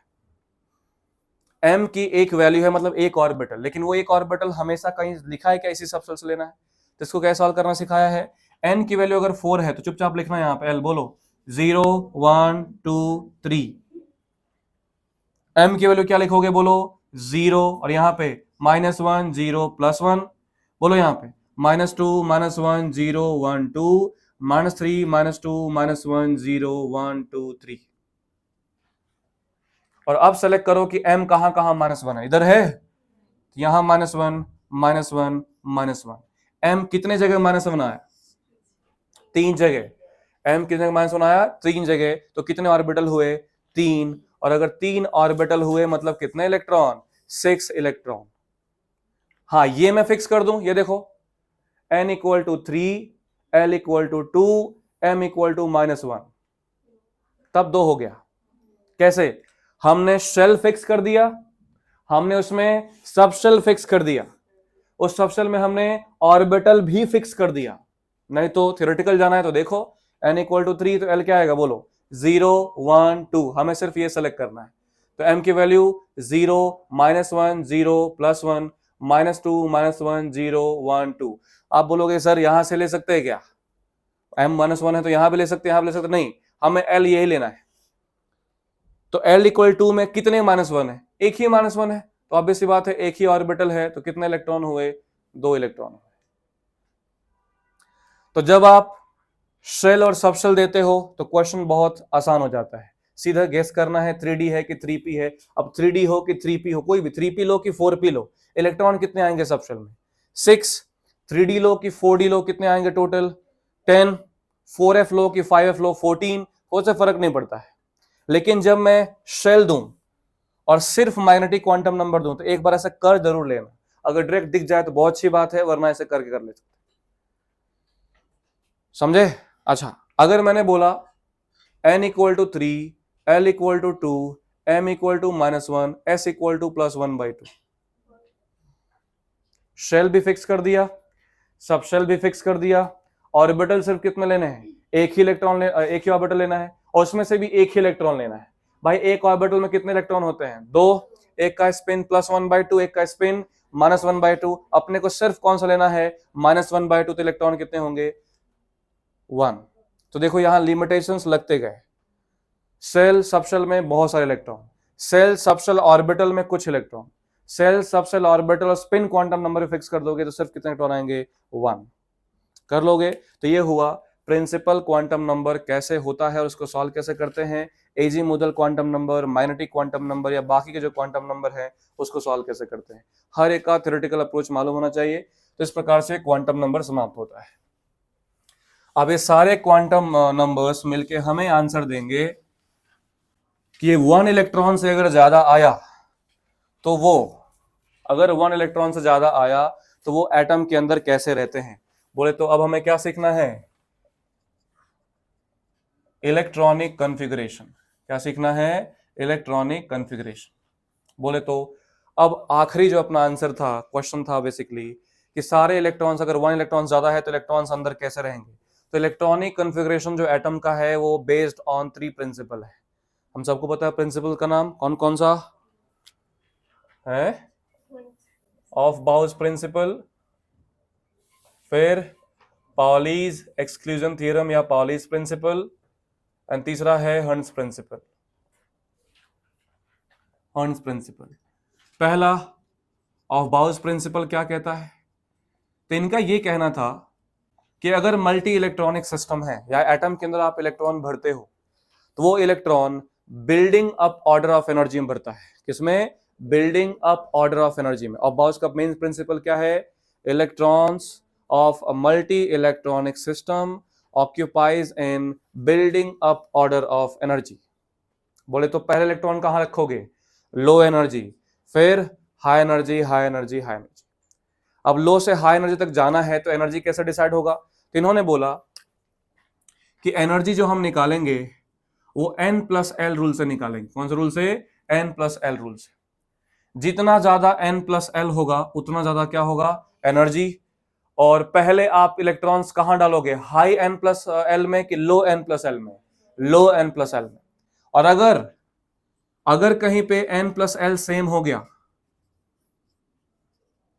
अगर कहीं n+l सेम हो गया तो energy will be decided by the help of n only, bye the help of n only. जैसे ऑर्बिटल्स देखो, 1s 2s 2p 3s 3p 3d 4s, ये ऑर्बिटल हैं, सबशेल है। तो 1s का n+l कितना है? 1 + 0 1, इसका 2, 3 3 4 5 4। तो इस हिसाब से समझ रहे हो ना, ये n प्लस एल, समझ रहे हो ना। तो अगर इस हिसाब से अगर इलेक्ट्रॉन भरो तो पहला इलेक्ट्रॉन कहाँ आएगा, 1s में, फिर इससे ज्यादा एनर्जी किस में, 2s में, फिर 3s और 2p दोनों आ गए, 3 3n प्लस एल आ गया। तो लो एनर्जी किसका होगा, जिसका n ज्यादा उसका एनर्जी ज्यादा, जिसका n कम उसका एनर्जी कम। तो कम एनर्जी किसका है, 2p का। तो इसके बाद कहां भरेंगे, 2p, फिर 3s, फिर 3p। अब 3p के बाद यहां देखो दो लोग आ गए, 3p 4 है। अब यहाँ पे 3d और 4s में से किसको भरोगे, तो अब ऐसी बात है, इसका n प्लस एल हाई है तो इसमें इलेक्ट्रॉन नहीं भरेंगे, फिर किसमें भरेंगे, 4s में, फिर किसमें भरेंगे, 3d में, एंड सो ऑन। और ये हम सब ने सीखा ही हुआ है। और इसी चीज को मैंने समझाया था कि ये सब बार बार हम लिख के नहीं कर सकते, तो हमारे सामने एक शॉर्टकट ऑर्डर था। क्या से कैसे लिखते थे, 1s 2s 2p, 3s 3p 3d, 4s 4p 4d 4f, 5s 5p 5d 5f, and इस तरीके से हम कुछ डायगोनली अरेंजमेंट कर देते थे इलेक्ट्रॉन्स का, ध्यान में रखते हुए कि s में मैक्सिमम कितने इलेक्ट्रॉन भर सकते हो, 2, p में मैक्सिमम 6, d में मैक्सिमम 10, f में मैक्सिमम 14। और इस टाइप से हम इलेक्ट्रॉनिक अरेंजमेंट लिख सकते हैं। क्या लिख सकते हैं, इलेक्ट्रॉनिक अरेंजमेंट। जैसे हमें अगर सल्फर का लिखना था 16, तो ये तो आता ही है। अब इसमें क्या ही करना है, कैसे भरोगे, तो सबसे पहले 1s2, फिर 2s2, फिर 2p6, क्योंकि सल्फर 16 मतलब कितने इलेक्ट्रॉन फिल करने हैं, 16 इलेक्ट्रॉन फिल करने हैं। तो 16 इलेक्ट्रॉन कैसे फिल करेंगे, तो पहले 1s में जाएंगे, मैक्सिमम 2 भर सकते हैं, फिर उसके बाद 2s में मैक्सिमम 2 भर सकते हैं, 4 ऑक्यूपाई हो गया, फिर 2p6 में जा सकते हैं, 10 ऑक्यूपाई हो गया, फिर 3s में जा सकते हैं तो 3s2 हो गया, एंड फिर 3p में जा सकते हैं तो p में मैक्सिमम 6, लेकिन यहां तक ऑलरेडी 12 हो चुका है तो सिर्फ 4 भरेंगे। इस प्रकार से इलेक्ट्रॉनिक अरेंजमेंट आ जाएगा। तो ऑफ-बाउस प्रिंसिपल का यूज करके हम इलेक्ट्रॉनिक कॉन्फ़िगरेशन लिख सकते हैं। साइमल्टेनियसली मैंने ये सिखाया हुआ है कि जो आप इलेक्ट्रॉनिक कॉन्फ़िगरेशन लिख सकते हो उसको आप शॉर्ट भी कर सकते हो by using noble gas configuration. हम सबको पता है कि हीलियम का एटॉमिक नंबर क्या होता है, 2, नियॉन का 10, आर्गन का 18, उसके बाद क्रिप्टॉन का 36। तो 2 तक के कॉन्फ़िगरेशन को हम हीलियम से रिप्लेस कर सकते हैं। ये 1s2 तक के कॉन्फ़िगरेशन को हम हीलियम से रिप्लेस कर सकते हैं। 2p तक के कॉन्फ़िगरेशन को हम नियॉन से यहाँ पे रिप्लेस कर सकते हैं। यहाँ पे आर्गन, यहाँ पे क्रिप्टन, यहाँ पे ज़ेनॉन ऐसे रिप्लेस कर सकते हैं। बोले तो ये 2p6 तक जो आपने कॉन्फ़िगरेशन लिखा, 2p6 तक, इसको क्या लिख सकते हो, सीधा नियॉन, और नियॉन के बाद ये लिख सकते हो 3s2 3p4। तो ये हो गया ऑफ-बाउस प्रिंसिपल। तो ऑफ-बाउस प्रिंसिपल का मेन ऑब्जेक्टिव क्या है, इलेक्ट्रॉन्स कैसे भरेंगे, building up order of energy में, पहले लो एनर्जी फिर high energy. Low energy high energy कैसे डिसाइड होगा, bye the help of n plus L rule. जिसका n प्लस एल कम है पहले उसमें इलेक्ट्रॉन भरे जाएंगे। अगर दो सबसेल जिसका n प्लस एल सेम आ गया तो अब हम एनर्जी डिसाइड करेंगे, कैसे डिसाइड करेंगे, प्रिंसिपल क्वांटम नंबर n से। क्लियर। तो ये हो गया ऑफ-बाउस प्रिंसिपल। सेकेंड जो प्रिंसिपल है वो है पाउलीज प्रिंसिपल। इनका क्या कहना था, ये कहना ठीक है, आप इलेक्ट्रॉन्स बिल्डिंग अप ऑर्डर में एनर्जी में भर रहे हो, ऑर्बिटल्स में इलेक्ट्रॉन्स भर रहे हो, लेकिन अगर आप एक ऑर्बिटल को देखो, एक सिंगल ऑर्बिटल को देखो, उस ऑर्बिटल में रहने वाले दो इलेक्ट्रॉन, उस ऑर्बिटल में रहने वाले दो इलेक्ट्रॉन का चारों क्वांटम नंबर कभी भी सेम नहीं हो सकता। उस ऑर्बिटल में रहने वाले चारों इलेक्ट्रॉन के चारों क्वांटम नंबर कभी भी सेम नहीं हो सकते। मतलब इनका कहना था, for an orbital the value of all the 4 quantum numbers of the electrons can not be equal. The value of all the 4 quantum numbers of electron can not be equal for a particular set of orbital. जैसे मान लो आपने एक orbital लिया 1s, एक orbital लिया 1s, इसमें कितने electron fill कर सकते हो, 2। तो ये अरेंजमेंट हो सकता है कि एक का स्पिन ऊपर दूसरे का स्पिन भी ऊपर। दूसरा अरेंजमेंट कर सकते हो, एक का स्पिन ऊपर दूसरे का स्पिन नीचे, दोनों का स्पिन नीचे, पहले का स्पिन नीचे दूसरे का स्पिन ऊपर। अब है तो ये 1s, सारे 1s ही हैं। तो जब आपने 1s लिख दिया तो n की वैल्यू 1 हो गई सबके लिए, s लिख दिया तो l की वैल्यू भी 0 हो गई, और s अगर l 0 हो गया तो m ऑटोमेटिकली क्या हो गया, 0 हो गया। अब इस केस में जो आप अलग कर सकते हो, क्योंकि n l m तो फिक्स हो ही गया, जो अलग कर सकते हो सिर्फ क्या है, स्पिन क्वांटम नंबर। क्या अलग है, स्पिन क्वांटम नंबर। तो बताओ इसमें स्पिन क्वांटम नंबर क्या है, +1/2 +1/2 सेम हो गया कि सेम हो गया, डिफरेंट है, सेम हो गया, तो ये ले ही नहीं सकते। इसमें +1/2 -1/2 ये डिफरेंट हो गया, ले सकते हैं, ये नहीं ले सकते, ये ले सकते हैं। मतलब in short Pauli's exclusion theorem क्या है कि अगर आप एक ऑर्बिटल में 2 इलेक्ट्रॉन भरते हो तो पहले का स्पिन और दूसरे का स्पिन क्या होना चाहिए, अलग अलग। ऐसा नहीं कि पहला ऊपर ही होना चाहिए, पहला नीचे भी ले सकते हैं, लेकिन जो भी यूज करोगे एट अ टाइम वह सब जगह वही यूज करोगे। ऐसा नहीं कि एस में नहीं सर हम पहले नीचे भरेंगे, पी में नहीं सर पहले ऊपर भरेंगे, ऐसा नहीं करना है। जो अरेंजमेंट आप ले रहे हो हर जगह सेम ही तरीके से लेना है। और अगर कुछ नहीं बोला गया है तो मोस्ट अडॉप्टेड जो टर्म है वो ये है कि पहला +1/2 दूसरा -1/2। ये किसका कहना है, पाउलीज का। तो पाउलीज प्रिंसिपल का क्या कहना है, एक पर्टिकुलर सेट ऑफ ऑर्बिटल में जो 2 इलेक्ट्रॉन रहते हैं उनके लिए चारों क्वांटम नंबर की वैल्यू सेम नहीं होगा, एटलीस्ट कोई एक तो अलग होना चाहिए। अब अगर आपने पर्टिकुलर सेट ऑफ ऑर्बिटल बोल दिया तो पहले 3 सेम हो गए, तो डायरेक्टली यही बोलना चाहिए था कि स्पिन क्वांटम नंबर क्या रखना है, अलग रखना है। लेकिन अगर इंग्लिश आएगा तो हमें पता होना चाहिए कि ऐसा भी कुछ कहना होता है। तीसरा जो प्रिंसिपल है दैट इज हुंड्स प्रिंसिपल, और हुंड्स प्रिंसिपल जो है वो एप्लीकेबल होता है डीजेनरेट्स पे। किस पे, degenerates. Do you know degenerates क्या समझाया था, ऑर्बिटल्स हैविंग सेम एनर्जी, उनको क्या बोलते हैं, डीजेनरेट्स। तो इनका कहना है कि अगर सेम एनर्जी के ऑर्बिटल्स आते हैं लाइक 2p, मान लो इसे 2p4 भरना है, 2p में कितने ऑर्बिटल्स होते हैं बेटा, 3। 2p के ऑर्बिटल्स तीनों का एनर्जी सेम होता है, इनको हम डीजेनरेट्स बोलते हैं। तो इन्होंने बोला in case of filling of electron in degenerates pairing can only take place when each orbital at least have 1 electron. अगर डीजेनरेट है तो पेयरिंग तभी करोगे जब हर एक ऑर्बिटल में एटलीस्ट 1 इलेक्ट्रॉन आ जाए। मतलब 2p4 आप ऐसे ऐसे ऐसे ऐसे नहीं भर सकते। अब कैसे भरना होगा, 1 2 3 देन 4। इसके पीछे लॉजिक होता है एनर्जी इक्वलाइजेशन का, कि जब आप इलेक्ट्रॉन भरते हो ऑर्बिटल्स में तो वहां रिपल्सन क्रिएट होना स्टार्ट हो जाता है। तो हम चाहेंगे कि एटम के अंदर जो रिपल्सन या एक्सटेंट ऑफ अट्रैक्शन है वो इक्वल रहे। ऐसा नहीं है कि एक ऑर्बिटल में इलेक्ट्रॉन ही नहीं आया भले उसकी एनर्जी सेम थी, और जैसे आप करोगे ये जो दोनों लोग हैं इनका रिपल्सन बहुत हाई हो जाएगा, ये तुरंत स्प्लिट होंगे, ये हाई एनर्जी पे चले जाएंगे, नीचे वाला लो एनर्जी पे आ जाएगा, जो आप कहाँ सीखते हो, कोऑर्डिनेशन कंपाउंड में। तो इसीलिए हम यहाँ डीजेनरेट्स में एक एक इलेक्ट्रॉन पहले फिल करेंगे फिर पेयरिंग करेंगे। ये हो गया तीनों प्रिंसिपल। ठीक है, अब आते हैं नेक्स्ट अपने टॉपिक पे। जब हमने इलेक्ट्रॉनिक कॉन्फ़िगरेशन लिखना सीख लिया तो इस इलेक्ट्रॉनिक कॉन्फ़िगरेशन में कुछ लोग एक्सेप्शन भी क्रिएट कर दिए।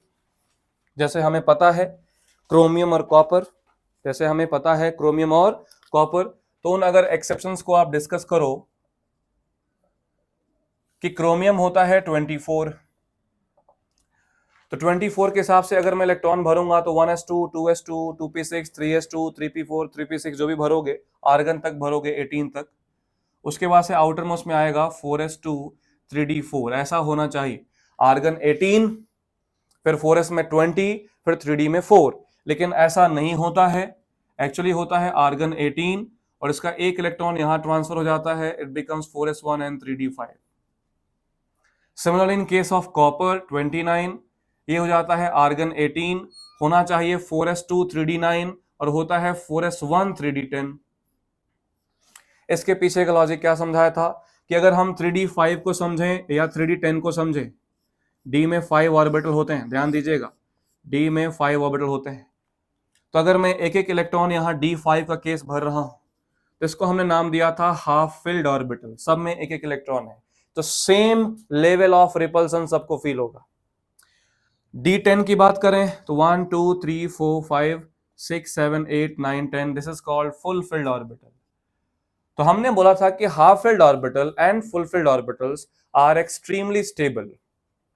उसका रीजन है सिमेट्री। क्या रीजन है, सिमेट्री। और सिमेट्री के साथ हाफ फिल्ड ऑर्बिटल में एक और रीजन था जिसका नाम दिया था हमने एक्सचेंज एनर्जी। क्या नाम दिया था, एक्सचेंज एनर्जी। तो तुमसे कोई पूछे हाफ फिल्ड ऑर्बिटल और फुल फिल्ड ऑर्बिटल क्यों कोई एटम ऑक्यूपाई करना चाहता है, तो रीजन है both orbitals are stable due to symmetry and half filled orbitals are stable due to symmetry as well as high exchange energy. What exchange energy, तो मैंने बताया था अगर सेम स्पिन के सारे इलेक्ट्रॉन्स हैं सेम एनर्जी पे, सेम स्पिन के सारे इलेक्ट्रॉन्स हैं सेम एनर्जी पे, तो वो अपने स्पिन को एक्सचेंज करते रहते हैं, अपनी पोजीशन को एक्सचेंज करते रहते हैं। और ऐसा क्यों करते हैं, जब ये सेम एनर्जी पे एक्सचेंज होता है तो कुछ ना कुछ एनर्जी क्या होती है, धीरे धीरे लिबरेट होता है। और जब एनर्जी लॉस होगा, लिबरेट होगा, तो ऑब्वियस सी बात, एनर्जी लॉस होने का मतलब क्या होगा, पोटेंशियल एनर्जी कम, स्टेबिलिटी ज्यादा, तो हाई स्टेबिलिटी को एक्वायर कर लेते हैं। और दूसरा सबसे अच्छा रीजन क्या है, सिमेट्री। हर को, सब जितने भी ऑर्बिटल हैं सबको same repulsion same attraction feel होगा, तो उतना दिक्कत नहीं होगा। तो ये होता है जो एक्सेप्शंस हम डिस्कस करते हैं, हाई एक्सचेंज एनर्जी और दूसरा क्या नाम दिया मैंने, सिमेट्री। अब आगे बात करते हैं। अब नेक्स्ट जो टॉपिक हम सीखते हैं उसमें आता है नोड्स एंड नोडल प्लेन्स। इसको बस देख लो, ये कुछ ज्यादा ही इंपॉर्टेंट होता है। Nodes and nodal planes. Node एक ऐसा पॉइंट होता है, नोड क्या होता है, एक ऐसा पॉइंट जहां इलेक्ट्रॉन मिलने की प्रोबेबिलिटी होती है 0। अगर तुमसे कोई पूछे व्हाट इज नोड, तो बोलोगे point eight which probability of finding an electron, बोले तो साई स्क्वायर इज 0। याद है ना, साई क्या होता है, वेव फंक्शन, और साई स्क्वायर क्या होता है, प्रोबेबिलिटी। तो ऐसा पॉइंट जहां इलेक्ट्रॉन ही ना मिले सो क्या बोलोगे, नोड, और नोड पे साई स्क्वायर क्या हो जाता है, 0। सिमिलरली नोडल प्लेन्स का मतलब एक ऐसा सरफेस जहां इलेक्ट्रॉन मिलने की संभावना क्या हो, 0 हो। नोडल प्लेन में सरफेस एट विच इलेक्ट्रॉन मिलने की प्रोबेबिलिटी इज 0। जैसे इस एग्जांपल मैंने समझाया था, देखो ध्यान से, अगर मैंने पी सबशेल लिया तो पी सबशेल में ऑर्बिटल्स क्या क्या होते हैं, px, py, pz। क्या ध्यान दे रहे हैं, 3 ऑर्बिटल px, py, pz। अगर आप px बोलते हो तो जो इलेक्ट्रॉन मिलने की प्रोबेबिलिटी होगी सिर्फ किसके अलोंग होगा, एक्स एक्सिस के अलोंग होगा। क्या yz प्लेन में कोई इलेक्ट्रॉन मिलेगा, नहीं। तो px ऑर्बिटल के लिए एक नोडल प्लेन आ गया, कौन सा नोडल प्लेन आ गया, yz nodal plane. Similarly py के लिए कौन सा नोडल प्लेन आ गया, zx नोडल प्लेन। और pz के लिए क्या आ गया, xy नोडल प्लेन। तो तुमसे कोई पूछे p सबशेल में टोटल नोडल प्लेन्स कितने होते हैं, तो क्या बोलोगे, 3। सिमिलरली डी सबशेल में टोटल नोडल प्लेन्स कितने होते हैं, बोलो बोलो, डी सबशेल में टोटल नोडल प्लेन्स कितने होते हैं, डी सब 5 ऑर्बिटल है ना, कौन कौन से, dxy, dyz, dzx, dx square, y square, dz square, कितने होते हैं, 9। dxy में 2 नोडल प्लेन, dyz में 2 नोडल प्लेन, dzx में 2 nodal plane, dx square, y square में 2 नोडल प्लेन, और dz स्क्वायर में 1 नोडल प्लेन। ऑब्वियस सी बात है, एक्स वाई में अगर इलेक्ट्रॉन मिलेगा तो 2 में नहीं मिलेगा, yz और zx। अगर yz में मिलेगा तो 2 में नहीं मिलेगा, xy और zx। तो फिर इसके साथ भेदभाव क्यों हो गया, तो मैंने समझाया था उस समय भी, फिर समझा रहा हूं कि dz स्क्वायर जब ये ऐसे दिखता है आपको, तो यहां एक कोनिकल नोडल प्लेन का फॉर्मेशन होता है, एक कोनिकल नोडल प्लेन बनता है। कोई यहां पे ऐसे बिल्कुल रेक्टेंगुलर नोडल प्लेन नहीं बनता है, कोनिकल नोडल प्लेन बनता है। ओवरऑल हम इसको 1 नोडल प्लेन बोलते हैं। कहीं कहीं 1 लिखा है, कहीं कहीं 2 लिखा है। मैं सजेस्ट करूं तो सीधे सीधे 1 नोडल प्लेन बोलोगे, तो टोटल नोडल प्लेन की संख्या कितनी हो गई, 9। ये बहुत अच्छा क्वेश्चन बनता है, तो ये क्वेश्चन आते हैं। ये जो आपको दिख रहे हैं नोड्स, बोले तो नोडल पॉइंट, ये नोडल पॉइंट जो नोड्स हैं, इसका ही चर्चा हमें मेन करना है। अगर मैं बात करूं नोड्स के कितने टाइप होते हैं, यही अपना मेन टॉपिक है, टाइप ऑफ नोड्स। तो बेटा 2 टाइप के नोड्स होते हैं किसी भी एटम के अंदर, जब किसी भी ऑर्बिटल के अंदर जब इलेक्ट्रॉन घूमता है। कौन कौन सा, एक होता है रेडियल नोड, क्या होता है बेटा, रेडियल नोड। एंड सेकंड होता है एंगुलर नोड, रेडियल नोड और एंगुलर नोड। रेडियल नोड क्या समझाया था, अगर कोई भी इलेक्ट्रॉन ऐसे घूम रहा है, अगर कोई भी इलेक्ट्रॉन ऐसे घूम रहा है, तो इसके रेडियस के अलोंग, मैंने समझाया है, इलेक्ट्रॉन मिलने की प्रोबेबिलिटी सरकमफेरेंस पे नहीं होगा, इलेक्ट्रॉन मिलने की प्रोबेबिलिटी जो होगा वो न्यूक्लियस के नजदीक होगा। कहां होगा? न्यूक्लियस के नजदीक होगा। तो यहां पे इसके अलोंग, इस पेरिफेरी के अलोंग इलेक्ट्रॉन मिलने की संभावना 0 होगी। तो इस प्रकार से दो टाइप के नोड बनते हैं, रेडियल नोड और वैसे ही एंगुलर नोड बनता है। उसके सबशेल के शेप पे डिपेंड करता है कि सबशेल के अंदर मिलेगा, उस पेरीफेरी पे इलेक्ट्रॉन मिलने की संभावना 0 है। तो दो टाइप के रेडियल नोड है। हमें इसके फॉर्मूले से मतलब है, ध्यान दीजिएगा, हमें इसके फॉर्मूले से मतलब है। रेडियल नोड का फॉर्मूला होता है n-l-1 और एंगुलर नोड का फॉर्मूला होता है l। रेडियल नोड का फॉर्मूला n-l-1, एंगुलर नोड का फॉर्मूला होता है l।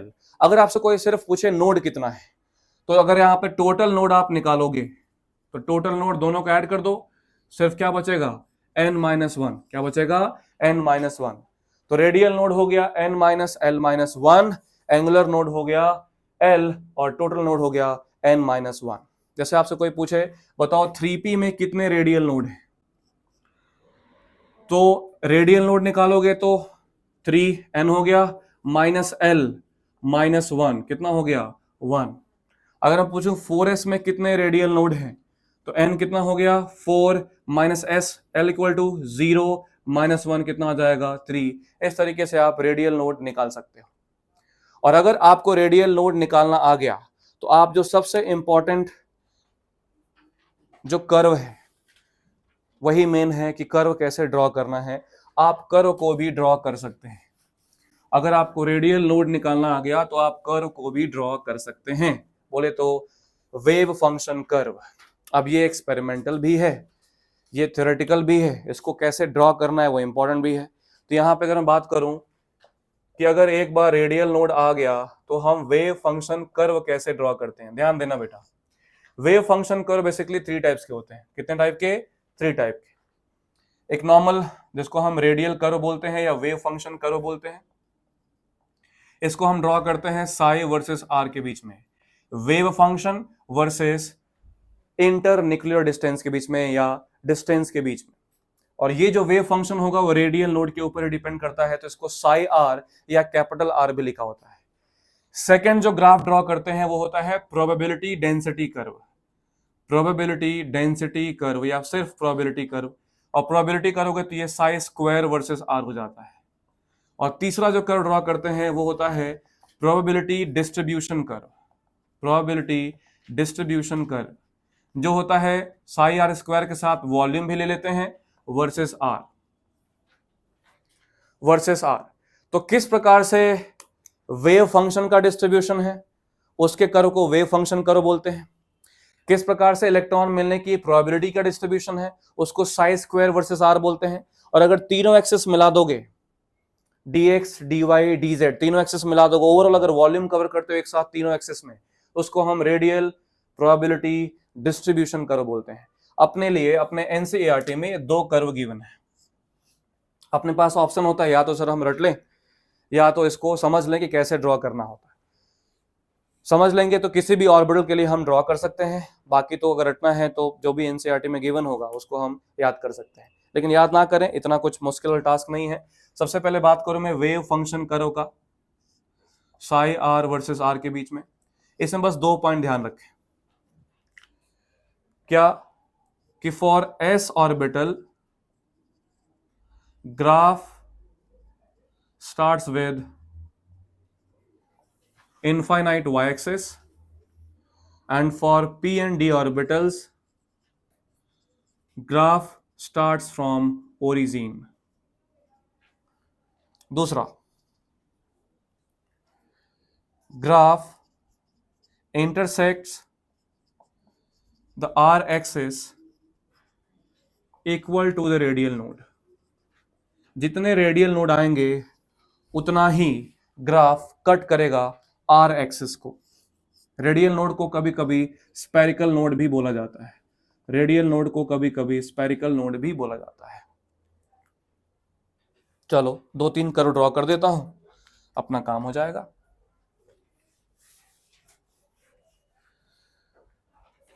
आज के क्लास जो है वो ही एक्सट्रीमली इंपॉर्टेंट है केमिस्ट्री के एटॉमिक स्ट्रक्चर के पॉइंट ऑफ व्यू से। तो जो भी मैंने बातें बोली हैं खासकर थ्योरेटिकल पॉइंट ऑफ व्यू से जो मिस हो गया था उसको ढंग से हम कवर करें, ये अपनी जिम्मेदारी है। तो रेडियल नोड या कोई सा भी कर्व ड्रॉ करने के लिए अपने को रेडियल नोड पता होना चाहिए। अगर हम वेव फंक्शन कर्व ड्रॉ कर रहे हैं तो ग्राफ कहां से स्टार्ट होगा ये बहुत जरूरी है जानना। अगर मैं बोलूं कि चलो 1s के लिए कर्व ड्रॉ करो साई और आर के बीच में, या आर और आर के बीच में, कैपिटल आर वर्सेस आर लिखा ना, तो रेडियल नोड निकालेंगे। रेडियल नोड कितना हो जाएगा, n minus L minus 1। n कितना है बच्चा 1, l कितना है 0, माइनस 1 कितना आ गया 0। तो ग्राफ कहां से स्टार्ट होगा, इनफाइनाइट एक्सिस से यहां से, और कितनी बार कट करेगा, एक भी बार कट नहीं करेगा। यहां पे टच कर सकते हो, यहां पे रोक सकते हो, इंटरसेक्ट नहीं करेगा, क्योंकि ग्राफ कितनी बार इंटरसेक्ट करता है, जितना रेडियल नोड आता है। कितना रेडियल नोड आया बच्चा 0, तो यहां टच नहीं करेगा। सेकंड, अगर मैंने बोला चलो 3s के लिए ड्रॉ करो, देखो इधर 3s के लिए, तो रेडियल नोड निकालो, कितना आएगा 2 आएगा, 2 या 1, 2। अब s के लिए करना है तो कहां स्टार्ट करोगे, फ्रेंड से, कितनी बार कट करेगा 2 बार, तो देखो 1 2 1 2। तो ग्राफ देख के भी रेडियल नोड पूछ सकते हैं कि बताओ कितने रेडियल नोड है। लास्ट वाला अगर टच भी हो जाए तो हमें उसको काउंट नहीं करना है बेटा, वैसे टच नहीं करता, अगर टच हो भी जाए तो हमें उसको काउंट नहीं करना है, ध्यान देना है। तो यहां पे कितने रेडियल नोड आए 2। अगर मैं बोलूं कि चलो 3p के लिए ड्रॉ कर दो, 3p के लिए ड्रॉ कर दो, तो 3p में कितने रेडियल नोड आएंगे, निकालोगे तो आएगा 1। कहां कितना आएगा 1। कहां से ग्राफ शुरू करेंगे, ओरिजिन से। तो चलो ओरिजिन से शुरू किया, ओरिजिन से स्टार्ट किया और एक बार टच कर दिया, एक बार क्रॉस कर दिया। ये टच भी हो जाए तो हमें नहीं गिनना है, ऐसे क्रॉस नहीं होना चाहिए, समझे। ये हो गया रेडियल वेव फंक्शन कर्व। और second probability curve, same curve है, बिल्कुल सेम कर्व है सबके लिए, वही सेम कहानी होगा। एस के लिए ओरिजिन से, सॉरी एस के लिए इनफाइनाइट एक्सिस से स्टार्ट होगा, और पी और डी के लिए स्टार्ट होगा ओरिजिन से। तो ओनली डिफरेंस इज कि जब तुम -2 का स्क्वायर करते हो तो क्या मिल जाता है 4, प्लस में -3 का स्क्वायर करते हो तो क्या हो जाता है 9। मतलब जो भी आपका रेडियल कर्व जो आपको नीचे दिख रहा है नेगेटिव एक्सिस में, वो कभी नेगेटिव हो ही नहीं सकता, वो कहां हो जाएगा प्लस। प्लस सेम ही ग्राफ रहेगा, खाली इसको क्या कर देना है, ऊपर कर देना है। कहीं सुने इलेक्ट्रॉन मिलने की प्रोबेबिलिटी -30%, एग्जाम में पास होने की प्रोबेबिलिटी तो बता नहीं रहे, इलेक्ट्रॉन मिलने की प्रोबेबिलिटी बता रहे हैं। और इलेक्ट्रॉन मिलने की प्रोबेबिलिटी हमेशा किस में होता है, प्लस में। ये कोई अप्रोक्सीमेट रेंज भी नहीं होता है कि 30-40%, 50-60%, ये फाइनाइट वैल्यू होता है, सिंगल वैल्यूड होता है। तो ग्राफ में सिर्फ जो नेगेटिव में है उसको कहां कर देना है, पॉजिटिव में। जैसे मैंने बोला कि चलिए 3s के लिए ड्रॉ करिए, तो आपने 3s के लिए प्रोबेबिलिटी कर ड्रॉ किया, तो देखो ग्राफ स्टार्ट यहीं से होगा, ग्राफ स्टार्ट यहीं से होगा, और कितनी बार कट करेगा, कितने रेडियल नोड हैं 2 बार। तो ये देखो 1 2 1 2, ये लेना है, ये नहीं भी लोगे तो चलेगा। ग्राफ को ये नीचे वाले को कहां कर दिया मैंने, ऊपर कर दिया, बस और कुछ नहीं करना है। क्वेश्चन है कि इसकी मुंडी छोटी क्यों कर दी सर, है ना, इक्वल पीक्स तो होने चाहिए, तो ये डाउनवर्ड पीक क्यों बना दिया। तो इलेक्ट्रॉन मिलने की संभावना न्यूक्लियस से दूर जाने पे कम हो जाता है, समझे। इलेक्ट्रॉन मिलने की संभावना न्यूक्लियस दूर जाने पे धीरे धीरे कम होगा, इसलिए साई स्क्वायर की वैल्यू धीरे धीरे कम होगी। ये अपने कर्व में, अपने अपने पूरे सिलेबस में ये कहीं पूछा नहीं गया, ये जो कर्व है। फिर मैं बस बता देता हूँ कि किसी को ड्रॉ करना है, सिर्फ एक ही डिफरेंस है, ऐसे ही रहेगा, ये भी नेगेटिव में जाएगा नहीं। क्यों नहीं जाएगा, क्योंकि ये भी साई स्क्वायर है। बस एक ही डिफरेंस है कि एस हो, पी हो, डी हो, कहां स्टार्ट करना है, ओरिजिन से, बस एक ही डिफरेंस है। बाकी मैं बोलूंगा उधर ध्यान नहीं दो, सिर्फ ये 2 जो कर्व हमने सीखा है वो ध्यान दो। इसके बाद एक और टॉपिक है जो सिखाया नहीं है, वो ऑलरेडी आपको आता है, मैग्नेटिक बिहेवियर। वो हम सब ने D&F ब्लॉक में पढ़ा है, सिर्फ एक बात बता देता हूं कि कैसे होता है, तो आपको पता है, चलो तुम ही बता दो कि अगर हम एलिमेंट्स लें या कोई भी आयन लें और हमें बताना है कि वो मैग्नेटिक बिहेवियर क्या शो कर रहा है, तो मैग्नेटिक बिहेवियर के बेसिस पे 2 टाइप का होता है। क्या क्या, या तो वो पैरामैग्नेटिक होगा, या तो क्या होगा डायामैग्नेटिक। कैसे मालूम चलेगा बेटा, अगर अनपेड इलेक्ट्रॉन जीरो नहीं है तो क्या होगा, पैरामैग्नेटिक, और अगर अनपेड इलेक्ट्रॉन जीरो है तो क्या होगा, डायमैग्नेटिक। डायमैग्नेटिक होगा तो वीकली रिपल्शन होता है, क्या होता है, वीकली रिपल करता है इन मैग्नेटिक फील्ड में। और अगर पैरामैग्नेटिक होता है तो क्या करता है, वीकली अट्रैक्शन करता है इन मैग्नेटिक फील्ड। कितना अट्रैक्शन करता है उसके लिए मेजर करने के लिए हम मैग्नेटिक मोमेंट का यूज करते हैं, मैग्नेटिक मोमेंट, जिसको म्यू से रिप्रेजेंट करते हैं। और म्यू कितना होता है बेटा, root over n into n plus two, और यूनिट होता है बीएम, बीएम बोले तो बोर मैग्नेटॉन। तो जो एलिमेंट्स हैं वो दो टाइप के होते हैं, पैरामैग्नेटिक और डायमैग्नेटिक। अगर आपने इलेक्ट्रॉनिक कॉन्फ़िगरेशन लिखा और उन पे इलेक्ट्रॉन जीरो आ गया तो डायमैग्नेटिक है, और डायमैग्नेटिक होगा तो ऑब्वियसली मैग्नेटिक मोमेंट भी क्या हो जाएगा बेटा, जीरो, क्योंकि यही जीरो हो गया। Zero into zero plus two, root two नहीं होता है, जीरो होता है, ये भी ध्यान रखना। मैं इतना बोल रहा हूं ना, फिर भी देयर इज ए पॉसिबिलिटी, तुम करके आओगे, उसका नाम क्या दे दोगे, सिली मिस्टेक। इसको सिली मिस्टेक नहीं बोलते, इसको पाप बोलते हैं। क्या बोलते हैं, पाप। अगर इतना सिखाने के बाद भी हम कर रहे हैं तो हम पापी ही हैं, तो ये ध्यान रहे कि पाप ना हो। अब कोई भी एग्जांपल से कर लेते हैं। जैसे मान लो मैंने बोला कि बताओ Fe2+ का मैग्नेटिक मोमेंट क्या है, तो आयरन का atomic number is 26, configuration is, outermost configuration is 4s2 3d6। सिखाया है कि जब भी +2 होगा तो उसका मतलब उतने इलेक्ट्रॉन कम करने हैं। क्या करने हैं, कम। कहां से, हाई एनर्जी से कि लो एनर्जी से, लो एनर्जी से। और लो एनर्जी यहां कौन है, 4s है। कौन है, 4s है। 4s और 3d में 4s की एनर्जी कम है, जहां कम एनर्जी लगेगा वहीं से इलेक्ट्रॉन निकालोगे, दो निकालोगे तो क्या बन जाएगा, 4s0 3d6। तो अगर बेटा मैं 3d, 4s तो जीरो ही हो गया, 3d में अगर मैं ऑर्बिटल बनाऊं 5, इलेक्ट्रॉन कितने हैं, 1 2 3 4 5 6, तो अनपेड इलेक्ट्रॉन कितना आ गया, 4। अनपेड इलेक्ट्रॉन 4 का मतलब कैसा हो गया, पैरामैग्नेटिक। और अगर मैं मैग्नेटिक मोमेंट निकालूं तो कितना आ जाएगा, रूट ओवर 4 इंटू 4 प्लस 2 बोले तो रूट ओवर 24 बोर मैग्नेटॉन। और इस प्रकार से एटॉमिक स्ट्रक्चर खत्म होता है।